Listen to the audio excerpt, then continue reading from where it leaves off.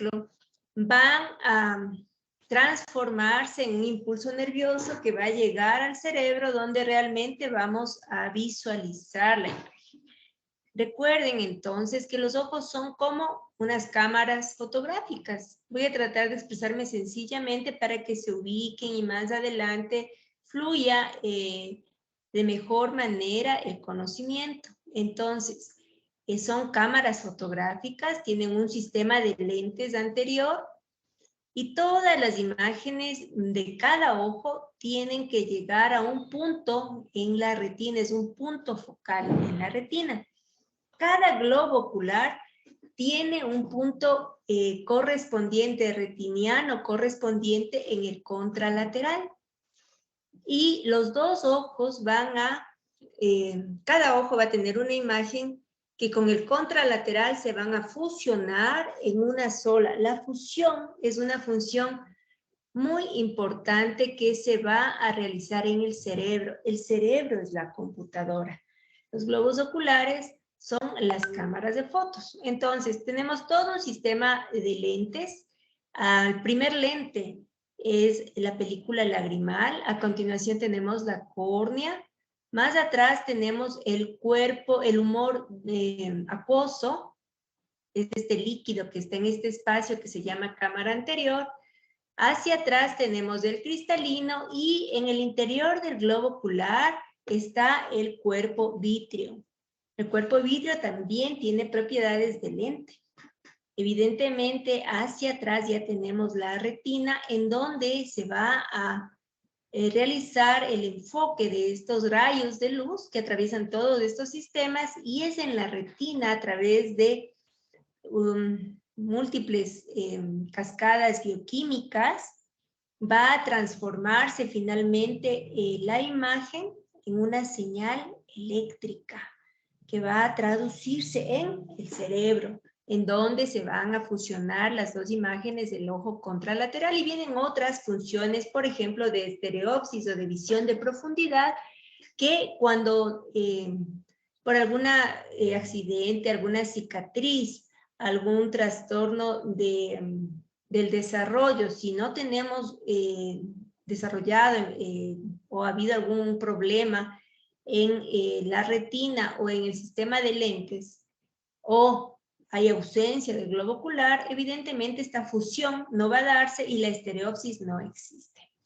Entonces, es importante que nos ubiquemos anatómicamente para entender de lo que vamos a empezar a hablar. Yo les voy a dar entonces unas orientaciones en cuanto a al examen oftalmológico de inicio, introducción al examen oftalmológico. Cuando el paciente llega a la consulta, y ustedes ya han pasado por semiología y semiotecnia, debe realizarse un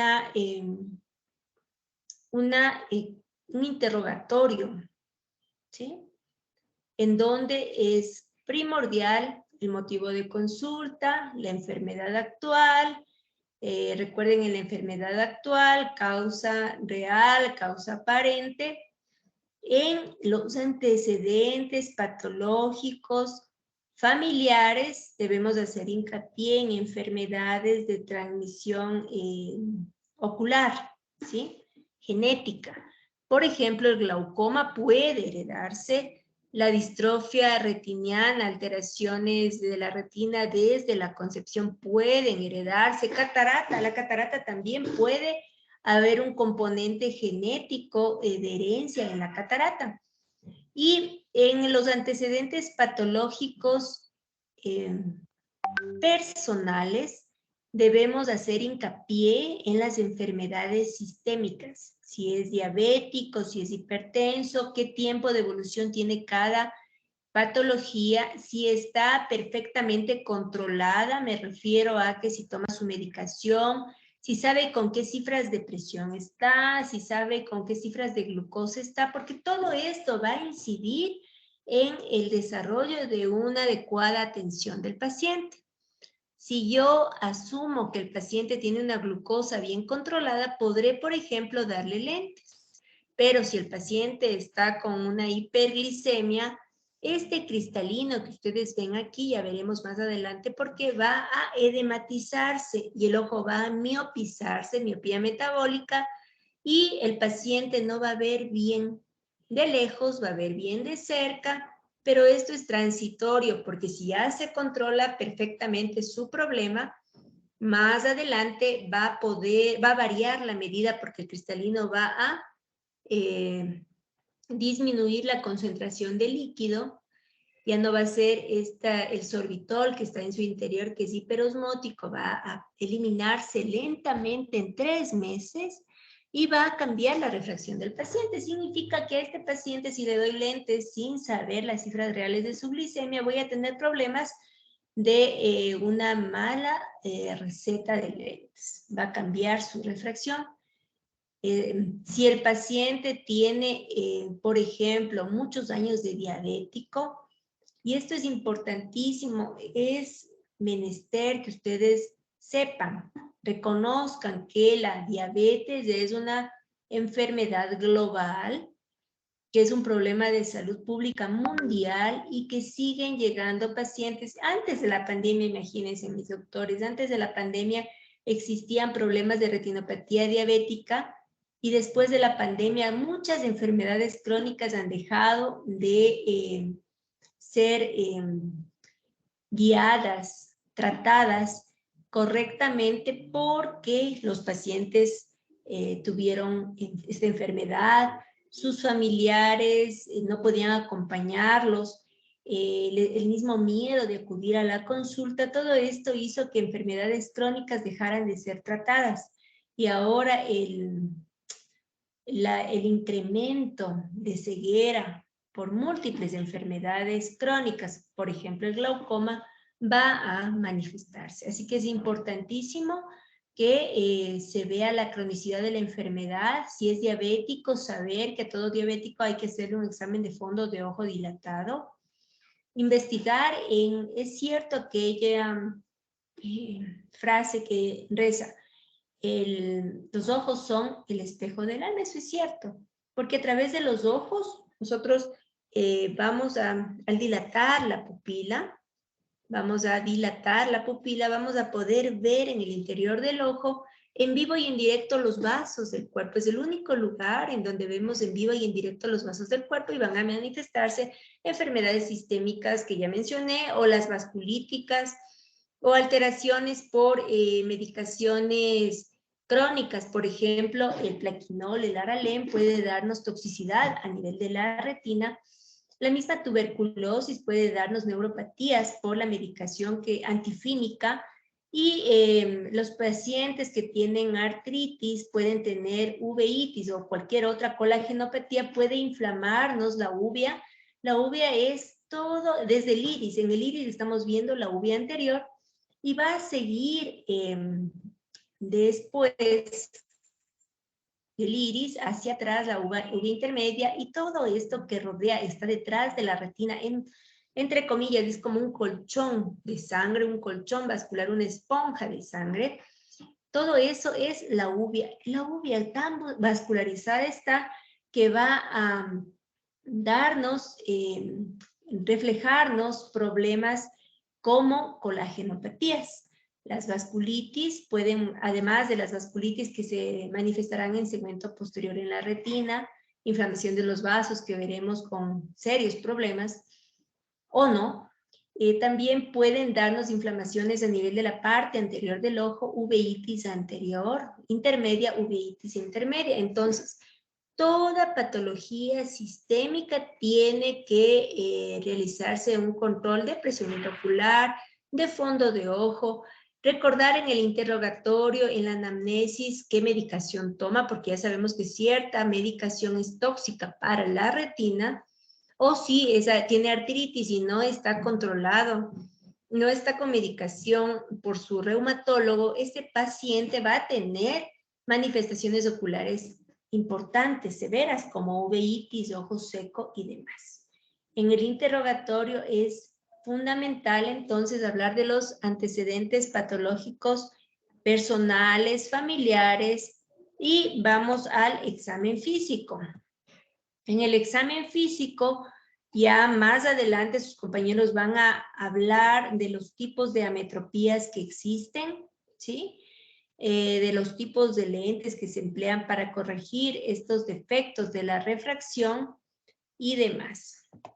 ¿Tienen hasta aquí alguna pregunta? Muy bien. Si no es así, vamos a ver otra presentación en donde voy a hablar, voy a mencionar la farmacología, aquí está, la farmacología brevemente, ¿no? Una introducción a la farmacología ocular.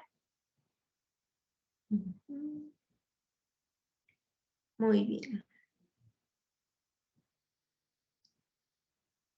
Y espero que se vea en mi pantalla. Allí está. Listo. En esta diapositiva vemos que el examen físico involucra inspección, como en cualquier otra historia clínica. Inspección, palpación, si tengo una sospecha de fractura, palparé el reborde orbitario, por ejemplo. Auscultación, si tengo, por ejemplo, sospecha de alguna situación de una fístula vascular, también voy a poder auscultar esta fístula. Es imperativo también ver aquí en el examen físico estamos utilizando lámpara de hendidura.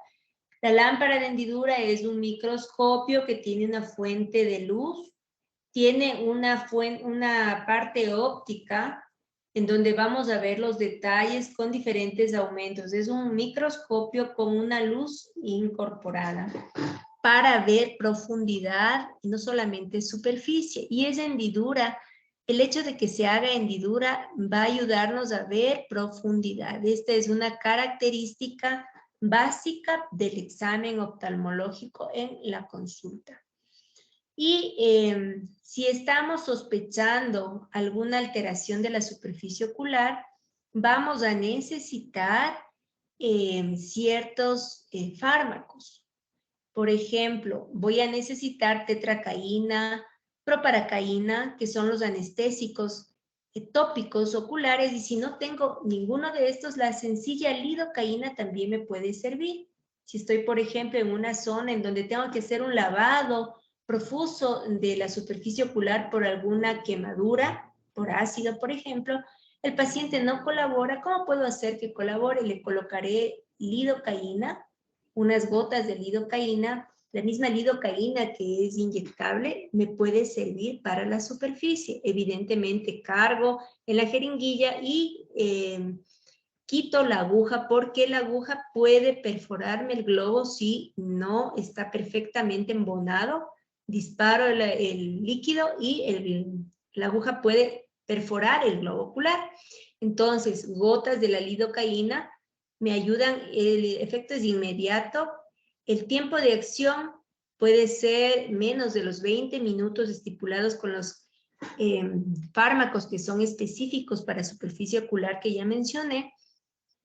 Y el efecto es el mismo. Me va a ayudar a lavar, por ejemplo, profusamente, de mejor manera que el paciente colabore sin este dolor que representa el hecho de que la superficie ocular esté comprometida.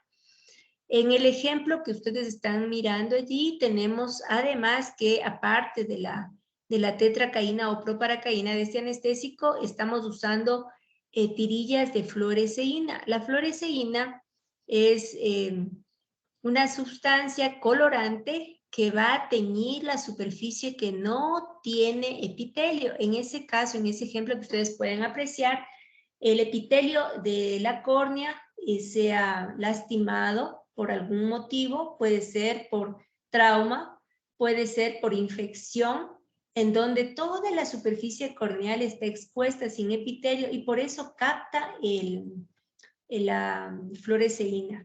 Si estuviera totalmente indemne el epitelio de la córnea, no tendría por qué teñir. Esta es una forma de diagnosticar alteraciones del epitelio de la superficie ocular. Entonces, vemos que hemos utilizado anestéticos, usamos también colorantes. Estos colorantes, la fluoresceína nos sirve además para teñir la superficie ocular, y con esta luz azul cobalto que la encontramos en la lámpara de hendidura vamos a ver estos efectos, pero también la luz azul cobalto viene incorporada para tomar la presión intraocular, como el tonómetro de Perkins o de Goldman. Me va a ayudar también como método diagnóstico de toma de tensión intraocular, que ya se verá en el capítulo correspondiente. Otra manera de utilizar fármacos, o otra necesidad de utilizar fármacos para el diagnóstico es el uso de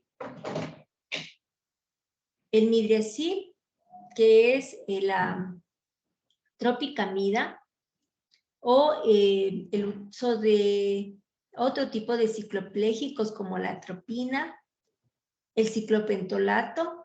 ¿Esto qué van a hacer? ¿Cómo van a actuar? Van a dilatar la pupila. Al dilatar la pupila, no solamente van a actuar paralizando, realizando esta midriasis ocular, sino que van a paralizar los músculos que tienen que ver con la acomodación. Recuerden, doctores, aquí tenemos un ejemplo, perdón, para no salirme de la presentación. No sé si puede verse, aquí está la luz que penetra el globo ocular y tiene ¿recuerdan? Tiene un sistema de lentes. El cristalino está manejado, su sistema de adaptación, de acomodación, está manejado por una serie de músculos a nivel de la zónula del cristalino. Estos músculos van a paralizarse por la medicación cicloplégica, la tropicamida, o midracil, la atropina o el ciclopentolato. Cada uno de estos tiene un poder cicloplégico diferente. La atropina es el mejor. Con el uso de este medicamento podemos paralizar la acomodación y para realizar mediciones de lentes, por ejemplo, en los niños, en donde la acomodación es demasiado importante, al utilizar este fármaco se paraliza y podemos hacer una refracción perfecta. En el caso del adulto, o del niño inclusive, estamos también utilizando la tropicamida, que les decía es el midracil, y que nos sirve para dilatar la pupila y también paralizar la acomodación, pero no es tan perfecta esta parálisis, así que las medidas que tomemos no van a ser tan fidedignas si lo hacemos en niños.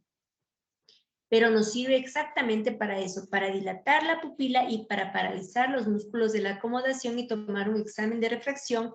En los niños tiene que ser realizado con cicloplegia, con medicación que paralice la acomodación, porque si no, la medida no va a ser real. Diferente al adulto, le podemos medir lentes sin necesidad de paralizar la acomodación. Eventualmente en la adolescente podemos utilizar esta técnica también, ¿no? Con cicloplegia, porque también tienen todavía un remanente importante de acomodación. Aparte de esta, la cicloplegia, la anestesia, los colorantes, es importante también, miren, aquí está cómo debe verse una imagen con lámpara de hendidura. Se llama así porque la luz no es redonda, como pueden ver aquí. Si nosotros la hacemos más delgada, por eso se llama lámpara de hendidura, va a verse de esta manera, en donde tenemos un haz de luz anterior, un haz de luz posterior, y entre los dos haces de luz, esta parte es importante para cuando revisen los pacientes en la consulta, vamos a ver una profundidad de cámara. La profundidad de cámara anterior debe evaluarse antes de colocar medicación cicloplégica, porque si tenemos una cámara estrecha y nosotros colocamos el gotero dilatador, la pupila puede quedarse atorada y puede elevarse la presión intraocular y nosotros podremos iatrogénicamente provocar un glaucoma en ese paciente. El glaucoma es el daño del nervio óptico que puede ser por incremento de la presión intraocular. Muy bien. Básicamente, ya que estamos hablando de glaucoma y aprovechando esta diapositiva de aquí, cuando tenemos un ojo rojo, ¿qué es lo único que podemos automedicarnos? Lo único que podemos automedicarnos son lágrimas artificiales, porque si es que nos medicamos otra cosa, vamos a tener desastres. Por ejemplo, este paciente, si viene por ojo rojo, pero no nos percatamos porque no le hemos realizado el examen completo para ver si no será que tiene una úlcera, le colocamos corticoide, la úlcera va a destrozar la parte anterior del ojo, se va a perforar la córnea. Hay una proliferación terrible de los microorganismos, ya sean virus o bacterias, porque bajan las defensas del ojo y puede haber pérdida de globo ocular. Es fundamental entonces recordar en cuanto a colirios que pueden ser inocuos en el ojo, solamente las lágrimas artificiales. Si utilizamos antibióticos, ya se verá, cada capítulo viene con el tratamiento. Si utilizamos antibióticos, tienen que ser con horario, por el tiempo de vida media del fármaco. Si le colocamos un antibiótico, por ejemplo, tobramicina, un aminoglucósido, le colocamos tobramicina. Y cada 6 horas, ¿qué va a pasar? Que van a pulular los patógenos, van a desarrollar resistencias, porque la vida media son 3 horas y máximo 4 horas y tendrá que ser con horario porque es antibiótico, diferente de un corticoide, por ejemplo, en donde no me interesa tanto la frecuencia porque es otro el tipo de acción que estoy yo procurando con este fármaco corticoide. En los corticoides voy a mencionar la fluorometolona, la prednisolona, la dexametasona, el loteprednol. El loteprednol y la fluorometolona son corticoides menos fuertes, más potentes, la prednisolona, la dexametasona, la betametasona, que no hay en el país, pero ahora estamos hablando de la prednisolona y la dexametasona, son muy potentes y si los utilizamos para controlar una inflamación, por ejemplo, una uveitis o una conjuntivitis bacteriana severa, ya asociado a antibiótico, está bien. No puedo usar corticoides cuando tengo una úlcera de la córnea. ¿Por qué? Porque voy a tener problemas futuros con esa córnea, se puede perforar. Es importante entender que nos ayudan mucho los antiinflamatorios corticoides. Sin embargo, nuestra cultura es de la automedicación y si nosotros nos automedicamos los corticoides, podemos tener efectos secundarios indeseables. Ya habíamos dicho disminución de defensa. Puede incrementarse la presión intraocular si usamos los corticoides en largo tiempo, más de 6 meses, eso puede ser ya irreversible, aumento de la presión intraocular, se va a dañar el nervio óptico, se va a perder la visión. Es lo que se conoce como glaucoma, en este caso sería secundario a medicamentos tipo corticoide.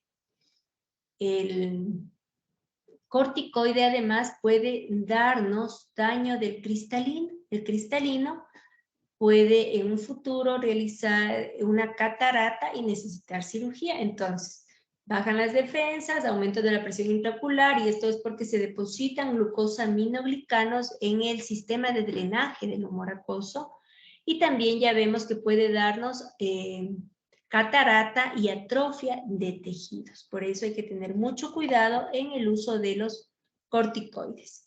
Una posibilidad sería el uso de AINES, el diclofenaco, el bromfenaco, el nevafenaco. Todos estos pueden ayudarnos a modular la inflamación. sin los efectos indeseables de los corticoides. En el empleo de los antibióticos, ya les he mencionado que tiene que ser con horario. Si necesitamos utilizar por algún motivo antibiótico en la noche, podríamos utilizarlo en ungüento, porque en el ungüento el fármaco va a permanecer más tiempo en contacto con la superficie ocular, que es la que estamos tratando. El ojo es como una bóveda. Y si tenemos una infección en el ojo, todo debe manejarse, estoy hablando de una infección superficial, a nivel tópico. No le voy a dar antibiótico por oral para tratar una conjuntivitis. ¿Por qué? Porque no tiene sentido. Sin embargo, si tengo una celulitis, estoy hablando de que los anexos están tomados, o si de alguna manera se ha roto esta bóveda, la barrera ocular, podríamos utilizar antibióticos sistémicos en determinados casos que se verán más adelante en el capítulo correspondiente. Muy bien.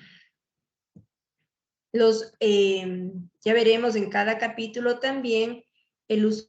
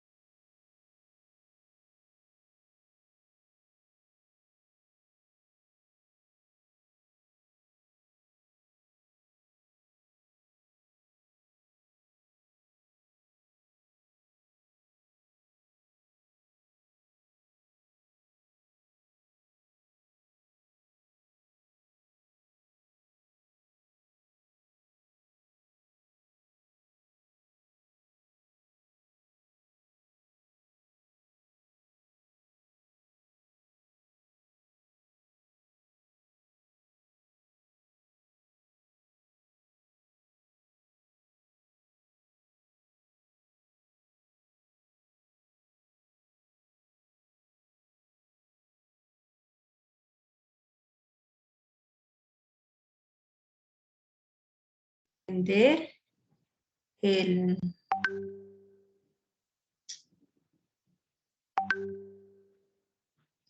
ahí está. Listo. Sí está compartido, ¿verdad? Sí, Doc. Sí, Doc.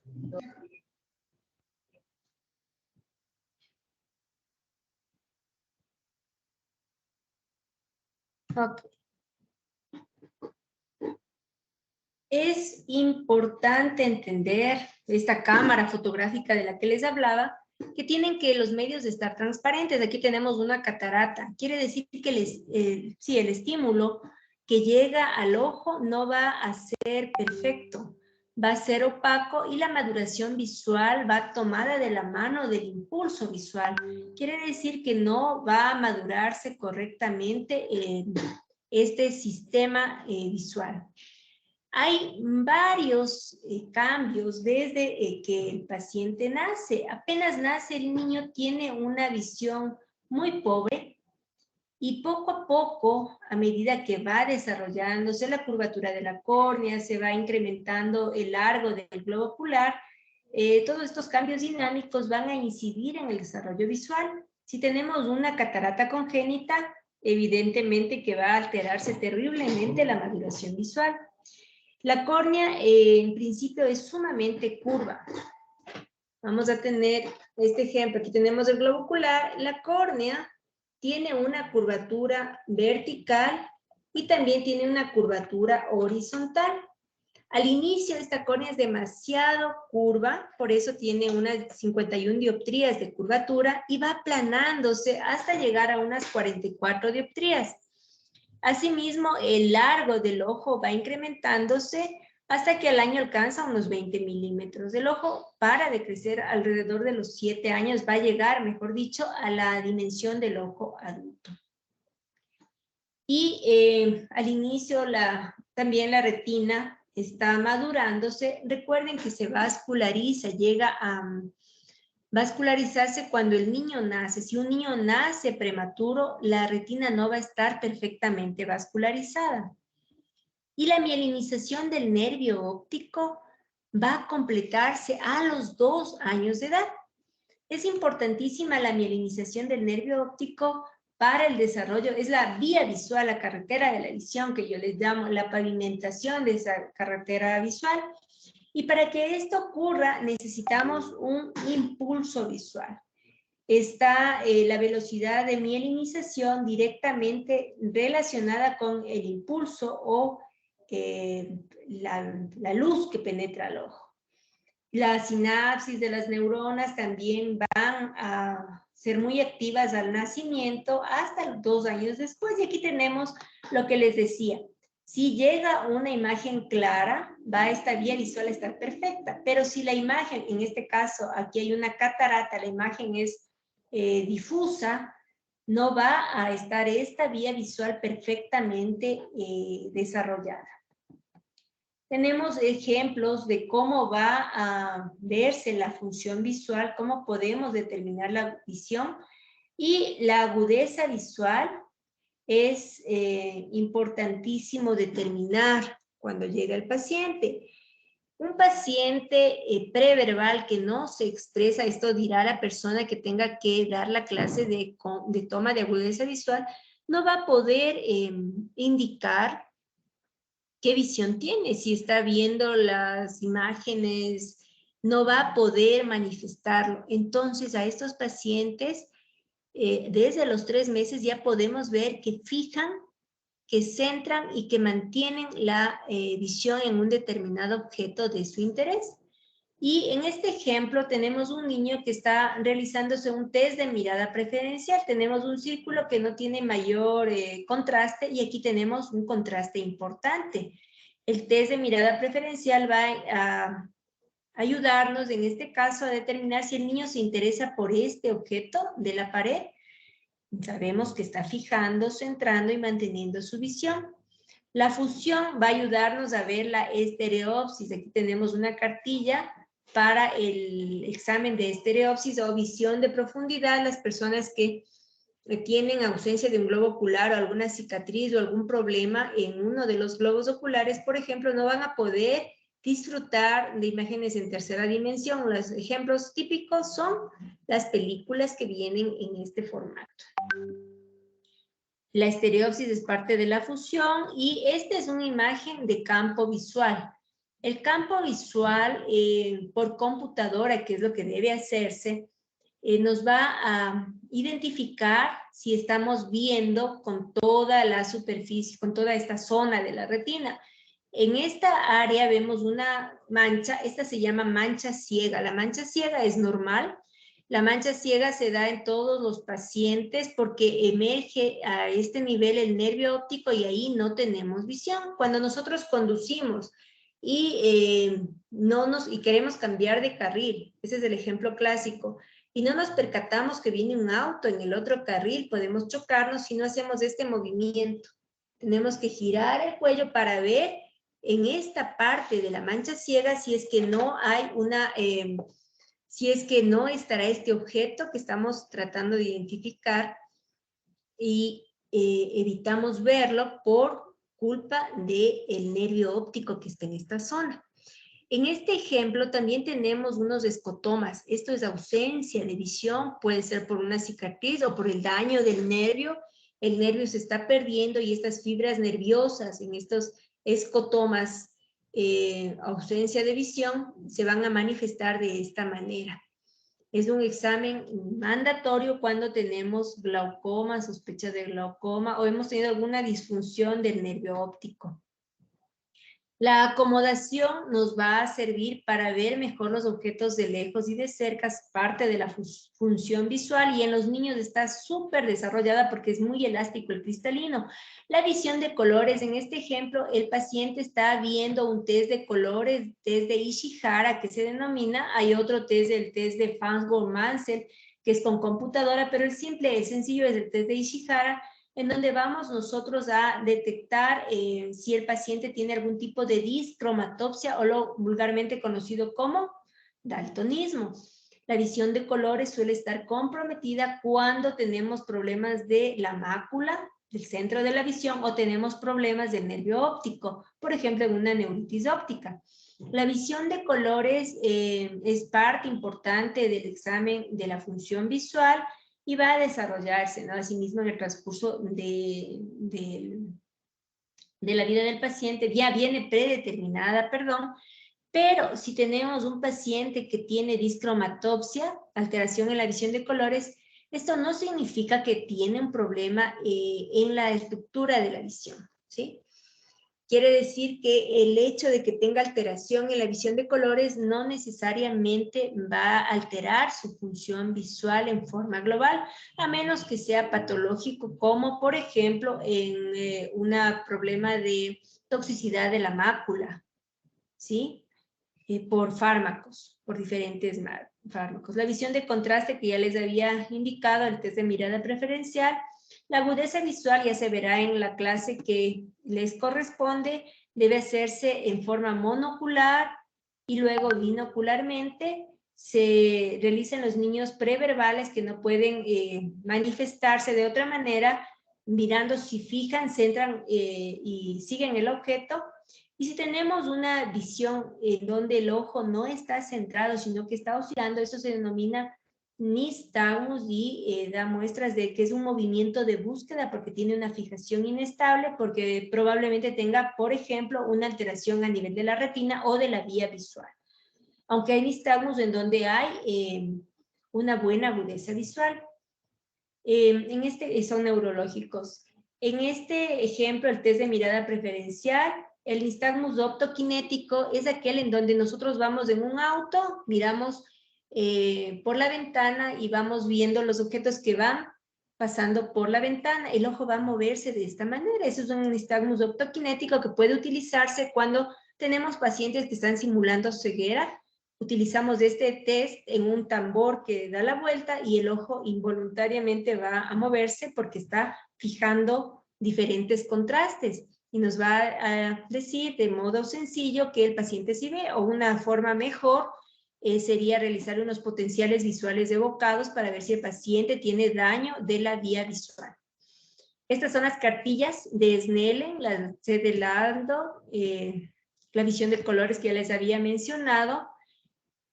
Y el alineamiento ocular se da después de los 3 meses. Antes de este tiempo, el ojo puede desviarse y esto no significa que tenga estrabismo.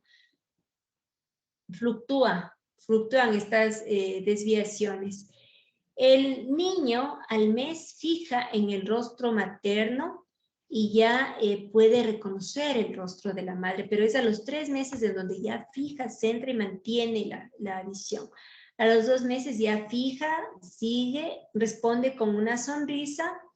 A los 3 meses podemos hacer movimientos bruscos, sacádicos, y también debemos evaluar de mejor forma rotando alrededor del paciente para ver si es que está siguiendo los objetos de su interés. A los 4 meses está tomando ya objetos de su interés. A los 6 meses juega y observa un objeto con su mano. Al año apunta algo que le interesa y marca con un crayón. Las etapas básicas de la visión son el periodo de adquisición, que es hasta los 6 meses, es un periodo muy vulnerable.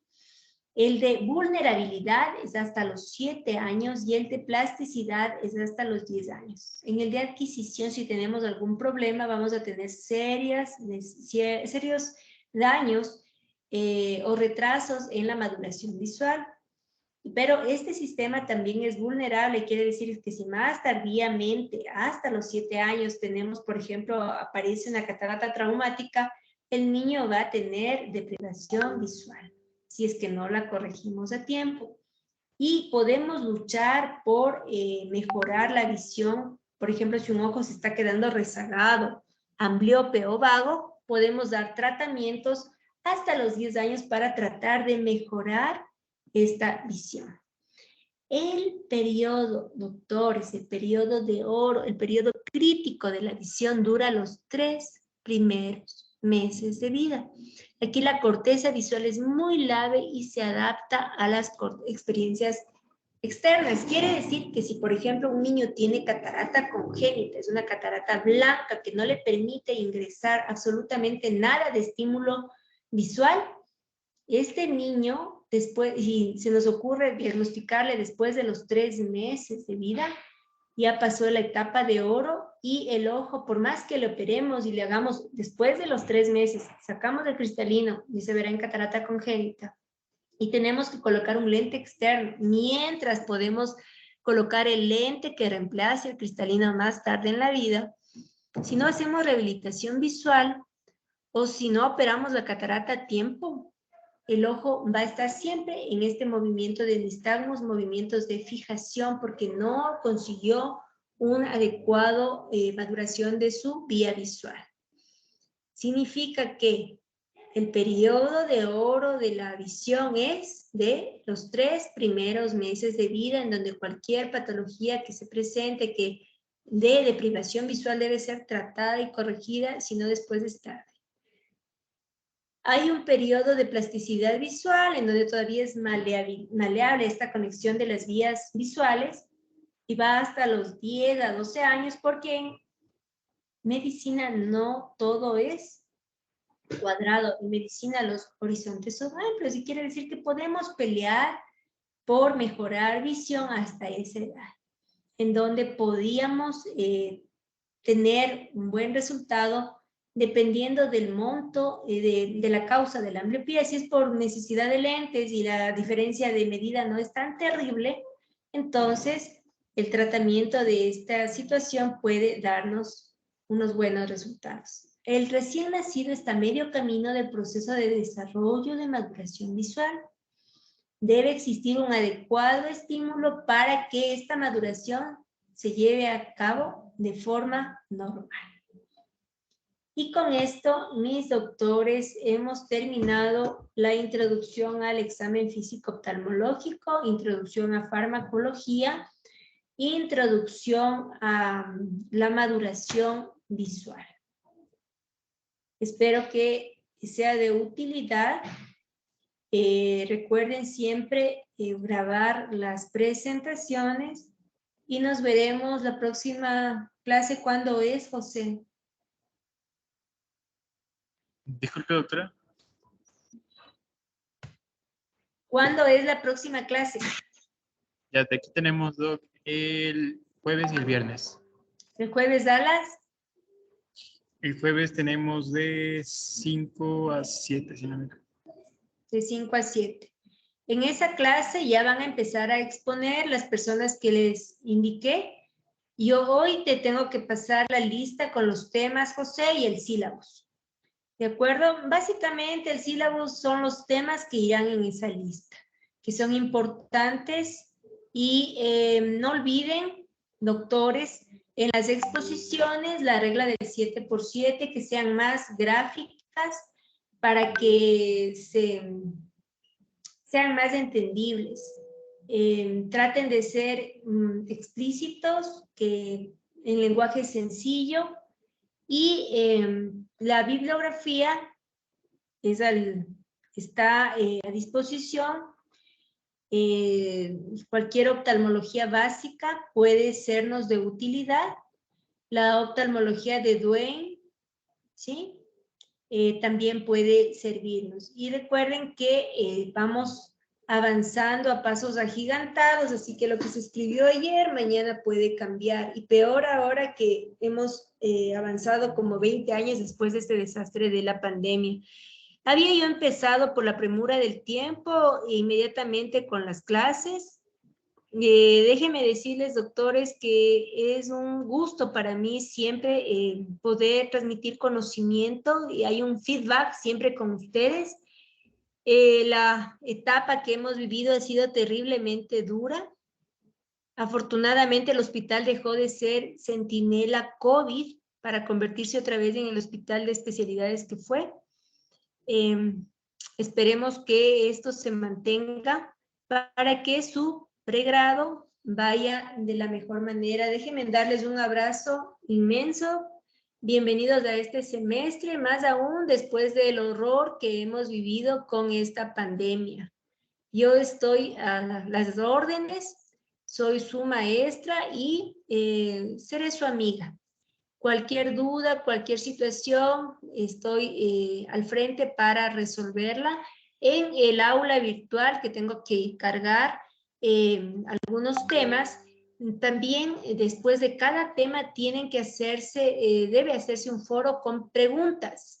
Las preguntas que ustedes, una pregunta por tema y por estudiante, y trataré de responderlas de forma pronta.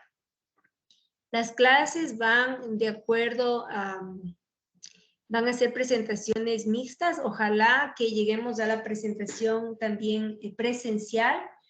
Y el examen va en base a todo lo que vayamos viendo en el transcurso del semestre.